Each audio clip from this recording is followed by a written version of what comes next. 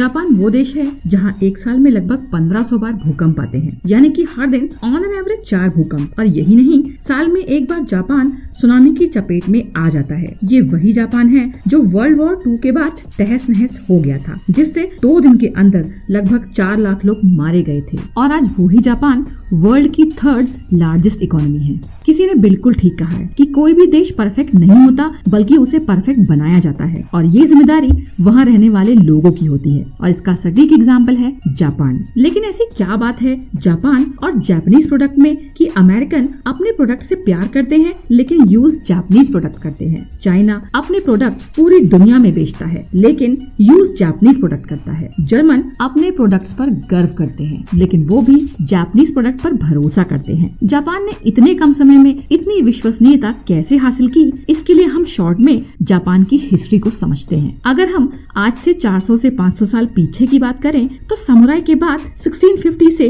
1850 तक 200 साल जापान के लिए काफी इम्पोर्टेंट थे, जिसका नाम शोगुन एरा था। इस समय में जापान पूरी तरह से आइसोलेटेड और डिवाइडेड था, जो अलग अलग शासकों के कब्जे में था। जापान में ना तो कोई एक लीगल सिस्टम था और ना ही कोई एक फॉरेन पॉलिसी थी, ना तो वहाँ डेमोक्रेसी थी और ना ही कोई कॉमन लीडर था। एक तरह से जापान आपस में बटा हुआ था और पूरी दुनिया से भी कट ऑफ था। इसलिए शोगुन एरा को वहाँ की जनता ने ही उखाड़ कर फेंक दिया, जिसके बाद वहाँ पर मेजी एरा आया। मेजी एरा में सबसे पहले जापान को, जो कई टुकड़ों में अलग अलग शासकों के कब्जे में था, उसे एक करके वहाँ पर एक कॉमन एस्टेब्लिशमेंट लाया गया और इसके बाद एक एक करके वहाँ पर जापान के डेवलपमेंट पर काम स्टार्ट हो गया, जिसमें एजुकेशन, आर्मी, रोड डेवलपमेंट शामिल थे। और इसके बाद से ही दूसरी कंट्रीज भी जापान से ट्रेड के लिए तैयार हो गई थी। इन सब से अलग जापान ने अपनी मॉरल एजुकेशन पर खासा ध्यान दिया। इनिशियल लेवल पर ही बच्चों को देश के लिए काम करने का लेसन दिया जाता था और इसलिए मॉरल वैल्यूज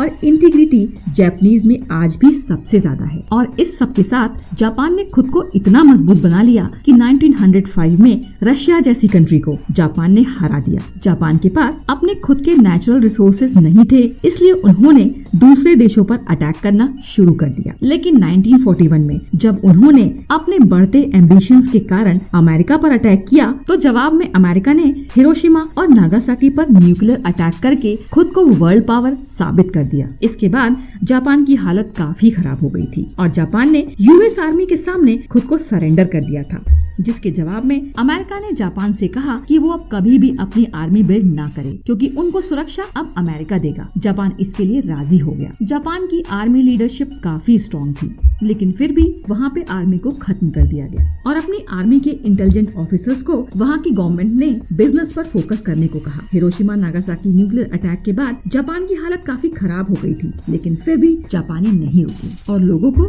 वापस खड़ा किया और जापान बिजनेस और मैन्युफैक्चरिंग में फिर से आगे निकल गया। ये सारी मेहनत और डिसिप्लिन वहाँ इसलिए आए क्योंकि ये सेक्टर आर्मी के लोग मैनेज कर रहे थे। हिरोशिमा नागासाकी का अटैक 1945 में हुआ था और उसके 20 साल के अंदर ही जापान इतना आगे निकल गया कि सन 1964 में टोक्यो ओलंपिक ऑर्गेनाइज कर दिया। क्वालिटी, ड्यूरेबिलिटी और रिलायबिलिटी में पूरी दुनिया में जापान आज नंबर 1 है। आज भी जापान की कई टेक्निक्स जैसे kaizen, 6 sigma, 5S, total quality management का दुनिया लोहा मानती है और इसके साथ साथ जापान ने मोरालिटी, एथिक्स, वैल्यूज और कैरेक्टर पर भी उतना ही फोकस किया है जितना अपने बिजनेस और मैन्युफैक्चरिंग पर। जापान की पंक्चुअलिटी आज दुनिया भर में मशहूर है। जापान की एक ट्रेन ऑन एन एवरेज एक साल में सिर्फ 6.5 सेकेंड ही मैक्सिमम लेट होती है और अगर कोई ट्रेन अपने तय समय से 10 से 12 सेकेंड लेट हो जाए तो वहाँ पैसेंजर्स को ट्रेन डिले का सर्टिफिकेट दिया जाता है और रेलवे इसकी पूरी रिस्पॉन्सिबिलिटी लेता है। और यहाँ हमारे इंडिया में ट्रेन का 10 से 12 घंटे भी लेट होना एक बहुत ही कॉमन और छोटी सी बात है। अगर इस दुनिया में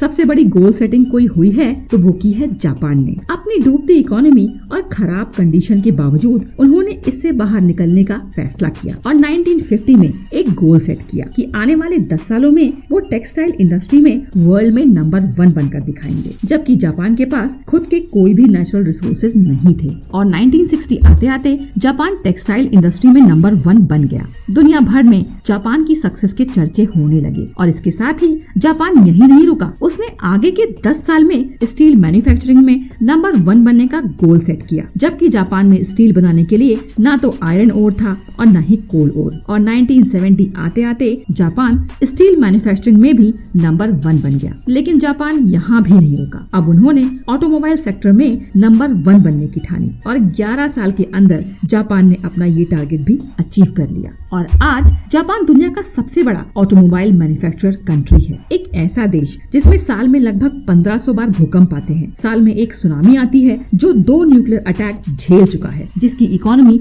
लगभग डूब चुकी थी, वो आज अपनी परफेक्ट गोल सेटिंग से दुनिया की 3rd बिगेस्ट इकोनॉमी है और इससे भी बढ़कर जापानी प्रोडक्ट्स ट्रस्ट का दूसरा नाम है।